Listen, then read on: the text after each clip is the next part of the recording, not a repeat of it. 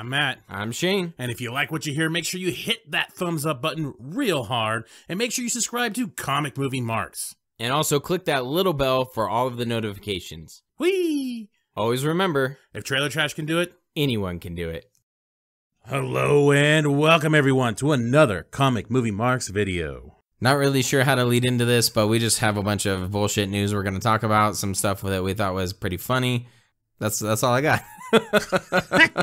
What an introduction. This is why he gets paid the small bucks, ladies and gentlemen. Yeah, exactly. Wow, he really gives a shit about this show. Oh, man. I just want to start this off with one article that I think is hilarious. I'm just going to start this off. There's going to be no big discussion about this. I don't really care either way. But there's this there's this article going around saying WB wants to hire James Gunn following Marvel firing. And I'm not kidding, man. I read this and I was like, this is genius. This is the most genius title to an article I have ever seen, because it totally reminds me of this Bill Burr joke. The whole thing is just like about annoying people. Like when people tweet, it's very easy to piss off one side. The art is you got to try to get everybody. So you tweet stuff like, Trump is such a dope, he's actually going to make me vote for a woman. Right? And then you just sit back. Then you just sit back. Intentionally. And you just watch them. You're like, that's what I wanted. That's what I wanted. And if you can't, if you So can't, fantastic. If you can't get what I mean by that, it's just the way to piss off both sides as much as possible with this title. Expert trolling, my friend. Yeah. Slow clap. Best clickbait ever.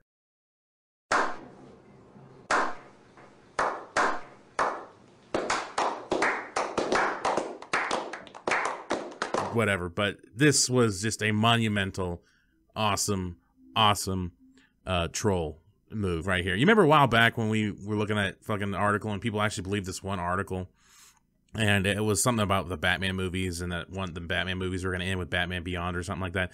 And the article was literally penned or written by a guy. Pen name was Edward Nigma. Nigma. Yep, I do remember that. I was like, I was waiting for that. I was looking at the names of these people. I'm like, okay, who's got the fakest name? Who did this shit? And like, fucking Trolly McTroll fucker. Like, somebody. Like, this was just great. I loved it. It made me laugh so fucking hard. I don't know why people even took this even 5 seconds serious, but whatever. I thought it was hilarious. I laughed my ass off. Good stuff. And Bill Burr is a genius. Anyway. That's all I have to say about that. So now let's talk about something that's actually more prevalent and actually some people might give a shit about. So we saw somebody with like a face app or something like that. They de-aged Ben Affleck a little bit just with the face app. Well, now we got somebody actually attempting video. I don't have a source for this. We saw this on DC Films Hub on Instagram, and even their caption is not sure who did this, but do tell us so we can credit them for this amazing work. It's pretty sweet. They do a pretty good job here, but they de-age in a video. So now it actually shown in video what Affleck would look like young, and it shows him moving, talking, his eyebrows moving. I think for someone that probably did it on a fucking iPad, I think it looks pretty freaking good. I mean, I don't know what they use and stuff, but maybe they maybe they used a really high performance machine. I don't know, but I could just picture it's probably some 16-year-old fucking around on his iPad, and I just picture that. I don't know why. What's making me laugh is that we're like, yeah, you know, for being on an iPad or whatever, this is pretty solid. I would laugh my ass off if this was actually like a $3,000 computer with like all this editing software, and he's like, hey, fuck you, assholes. I took a lot of time on that. Fuck you and your iPad. I don't know. It's definitely not the best work, but it gives us an idea of, hey, this can be done if a substantial amount of money is invested into this portion. The $500 for an iPad. Right, exactly. Color grading is maybe a little bit different, you know, and we know what Ben Affleck looks in real life, and you're trying to make him look a little bit younger, but it is a possibility. And I like the passion that someone took the time to go, hey, look, I can do this, so we should be able to as well. Again, as we talked about in our live stream, I still think it would be pretty cool to have a back and forth between an older Batman and a younger Batman trying to figure out the kind of a narrative situation and stuff like that. I think that's a pretty smart idea, and a lot of people have been going with it. And like I said in the live stream, hopefully that actually kind of comes to fruition, because everybody's been building this idea up in their head of what it could be, and it's a very good chance that it may not even come fucking close to that. So we'll have to see. But I mean, it shows that it's possible. I mean, they didn't do too well with the Superman mustache stuff, but to get his face, I mean, they did this. These individuals did a pretty good job. If there is more than one, I don't know. If you are the person that did this by chance, and for some reason you're listening to our shitty little show, that'd be fantastic. It would be kind of cool to see this in action, and I think it's very, very possible. I mean, he was dicked around. I mean, if you really look at it, every movie he was in was dicked around in some manner. Batman vs. Superman, Suicide Squad, and Justice League. So every movie he's in the DC universe has been dicked with. There's also, and I had this thought actually when a lot of people were talking about like, oh, they could CGI his face to make him look younger. And you and I have brought up the point, well, they could just use makeup, because they do that before, have him clean shaven, maybe do different makeup. But one of the thoughts that I had was, I don't remember who the studio was, but it was, the movie was called Looper, and it was with Bruce Willis and Joseph Gordon-Levitt. And Joseph Gordon-Levitt is supposed to be playing a younger Bruce Willis. And they changed his nose, and they did, basically an entirely different nose. And I think they changed maybe a little bit, some other stuff, some different makeup and things like that of Joseph Gordon-Levitt's to look like a younger Bruce Willis. And I mean, they didn't do the best job, but he definitely did not look like himself. You're one ugly motherfucker. So I think they could do that with another actor who looks relatively similar to Ben Affleck, and just add a little bit of plaster or whatever the fuck it is that they use. Prosthetic. Yeah, thank you, prosthetic. To basically, and some makeup to make him look like a younger Ben Affleck. I think people would buy it. Or if Ben Affleck wanted to play a younger version of himself, you could do something similar, just makeup and have him clean shaven, and boom, there you go.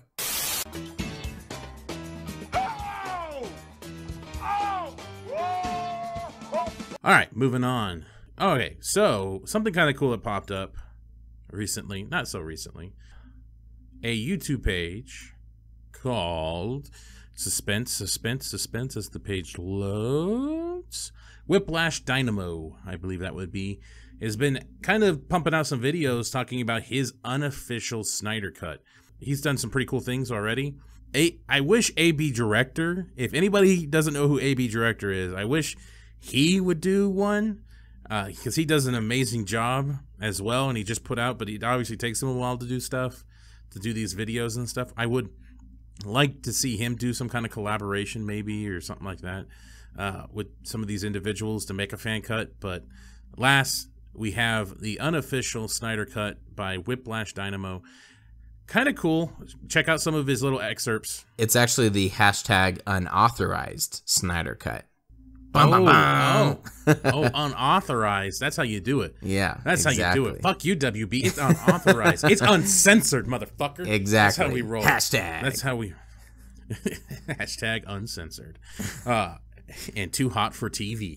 Anyway, anybody that gets that reference, holy shit, you're old.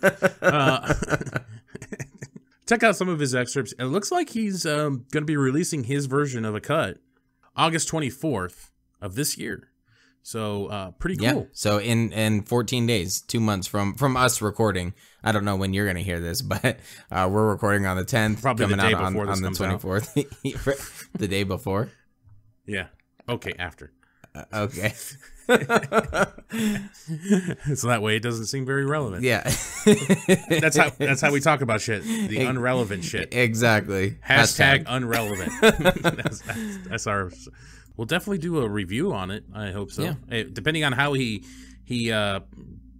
sends it out to people, I don't know what he's going to do necessarily. I know with the Heroic Gateway, theirs was very hard to get through because it kept getting taken down. It was on different media and everything, and it kept getting pulled. So it was a bitch.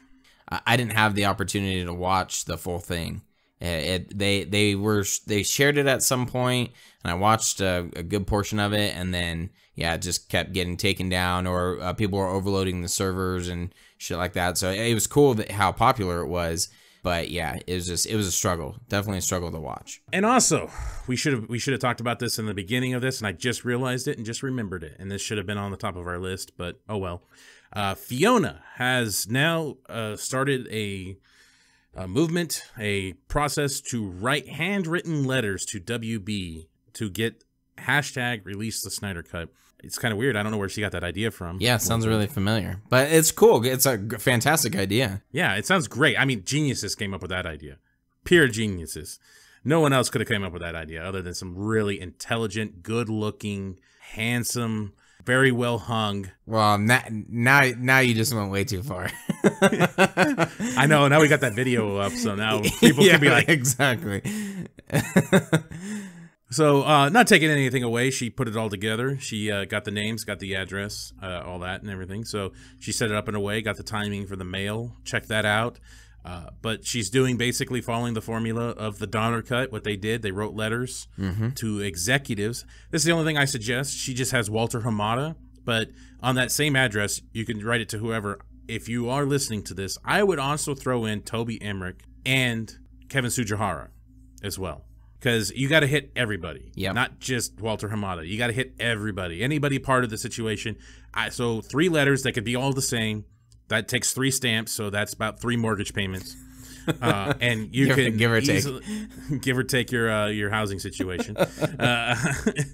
I would suggest doing that as well. So if you're listening to this, I would also send letters to those 2 individuals as well, Toby Emmerich and Kevin Tsujihara. It'd be the same address. It wouldn't change. You don't have to change anything in the letter. You just have to write 3 letters. And that's my suggestion for that as well. Maybe we can finally reply to those people on our videos that were saying, yeah, great, that's a great idea. Where do I send it? And then we just kind of left it like, we'll get back to you. Well, I had an address, and I was tempted to put it out there, but we were talking about doing it in November, a year from the movie. Correct. She's obviously fast-tracking it and doing it now. She's doing it fairly soon anyway.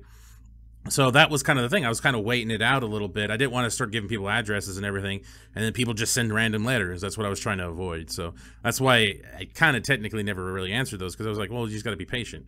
Just, it's fucking 4 months out when we did that video or whatever. So just, or 3 months out. So just relax, we'll get an address. We were going to set it up, but it's good that somebody with a more social media presence, a bigger social media presence, is able to take that idea and run with it. That's the best part of it, is because if it was just us, it would be like us and like 5 other people. So that way isn't going to do anything. Absolutely. And the fact that she could probably write a lot better than we can. So that helps. Yeah. Definitely. So she, what I'm talking about is she has a template that she provides for people to use it if you would like. And I'm sure there's going to be a picture up on the screen right about now, so you don't have to keep stumbling over it. Perfect. Yeah, so use that template, and that's obviously a lot better than something we could do. It reaches more people anyway. That's the most essential part of it, is that it reaches possibly the max amount of people that we could possibly get at this moment anyway, to where the movement is and everything. So if you have any friends, family, make them all do it, force them, make it pay them $20 to do it, something like that. Whatever you got to do. Shane's got like 3 kids, so he's going to have like 8 letters coming from there. Exactly. He'll just make them think they're writing Santa Claus. Exactly. You took the words right out of my mouth. All right, kids, we're going to write letters to Santa Claus. We're going to be asking for the Snydercut. In this instant, though, Santa Claus's name is Kevin Tsujihara. Yeah, exactly. Last little bit of information, something that happened a while ago, but it's kind of interesting. And it's kind of a movie that a lot of people, I think, forget about. And is kind of like it's the Poochie of the MCU for the most part. Yeah, pretty much. But Edward Norton thinks no Marvel movie is as good as Christopher Nolan's Dark Knight trilogy. Well, duh. Yeah, and then even the writer, Jude Terror, says, in the life cycle of a clickbait news story, well, yeah, because that's what your title is going to be. Yeah, so basically, Ed Norton, he went on to the Comedy Central roast for Bruce Willis, and he talked about the action film that he did, and he said, I did a big action movie called The Incredible Hulk. You know what went wrong? I wanted a better script.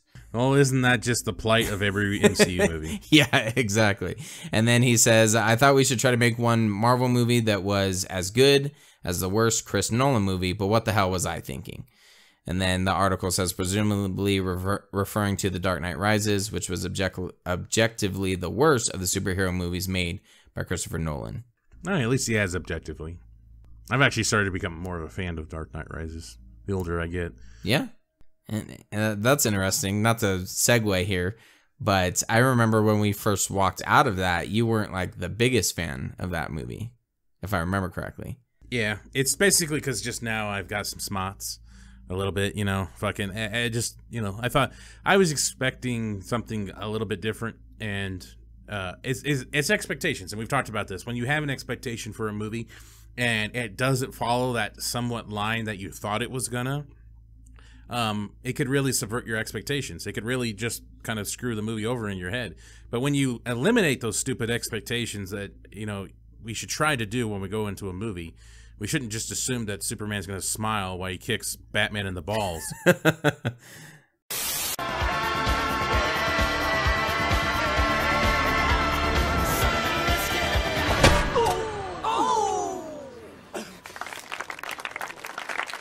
If you kind of get rid of those expectations and then you wash it without those major expectations that you have, it actually, you look at it and you're like, wow, it's a long movie. And yeah, maybe the third act is a tad bit rushed. It kind of just speeds through a little bit, even though it's a 2 hour and 45-minute movie. But overall, the situation of the movie, I think, is actually pretty sweet. So I don't know. I really do like the Dark Knight Rises, and it's slowly moving up for me personally as a really solid comic book movie. Nice. Well, we'll probably have to review those at some point, because I remember also on that note, we hated Batman Begins. When we first walked out of it in 2005, I remember just shitting all over it. We were texting our friend Mike, who lived in California at the time, saying, no, this movie's garbage. And now, actually, after watching it several other times, it's not as bad as I originally thought. Our problem was the Bale voice. Yeah, I distinctly remember that. It wasn't necessarily the story. It wasn't anything like dialogue-wise. Well, maybe somewhat dialogue. But it was the Bale voice. It was really hard to get over the Bale voice. When he strings up the fat cop, and he's like, be afraid of me, or whatever he says, or something like that. Yeah, answer to me, I think. Oh, yeah, exactly. Answer to me. Okay. Yeah, it's just kind of like, whoa, like that is just, it sounds stupid. It just sounds stupid. And they should have had him doing that in a trailer, so at least you could have been a little preconditioned to it. Like, at least you're ready for it in some sense, because I just wasn't ready for that. And then as soon as that happened, my brain kind of went off into trailer trash mode, and I just kind of like shut down for a little bit, and I couldn't enjoy the story as much as I wanted to after that. Yeah. So that was my fault. Yeah, well, once you get used to it, unfortunately, in my opinion, it gets worse as the films kind of gradually go into all the way to The Dark Knight Rises. I feel like that's the worst in aspect of his voice, and it's not as bad in the first one, so it's surprising. But back on the Ed Norton stuff, I wanted to talk about this specifically because from what I remember, Ed Norton stepped away from the MCU films and a sequel because of scheduling conflict is what I thought. But now... Oh, really? That's what you thought? Yeah. Oh, I heard about I mean, maybe I did a little bit of extra research on it. I don't know at one point, but no, he was mad because he wanted a writer's credit. They wouldn't give him a writer's credit, and so he kind of just, alas, like, okay, I was trying to make things better. You don't want me to be part of it? Fuck off. Yeah, okay. I do vaguely I remember that. But okay. It sounds like, according to this, that he actually was in talks for maybe either wanting a different script for The Incredible Hulk. I know some things had changed and it was supposed to be a little bit darker. And then they eventually kind of went away from it. But I wonder if he was in talks for a sequel and he wanted that one to be better, and taken a little bit more serious. And they, basically said no. And so he said, well, fuck it, and left. So just kind of interesting. I think he puts it incredibly well. Like that's the bar right there. We want it to be as good as the worst Chris Nolan's Dark Knight trilogy movie. And maybe try to do something different, God forbid, you know. So that's our bullshit news of the week that we just wanted to run through and talk all kinds of good times about. Yep, and fill some airtime. Yeah, you got to make videos, right? You Yep. got to make that dollar bill, y'all. Exactly. Which we have not been approved for yet. Nope. We're never going to get approved. Never, ever. Never, ever. Never gonna get it, never gonna get it. In case I don't see you. Good afternoon, good evening, and good night. That was great. Congratulations, you made it to the end of the video. You're one of very few to make it to the end. Yes, thank you very much. Make sure you hit that like button and subscribe to Comic Movie Marks Podcast and hit the notification bell. You know, all these fucking YouTube channels say this shit, so I'm going to say it now. Yes, it's perfect. And if you want to hear our full podcast, you can check out our podcast on iTunes or any other podcast subscription service. Make sure you subscribe. Thanks again. Yo!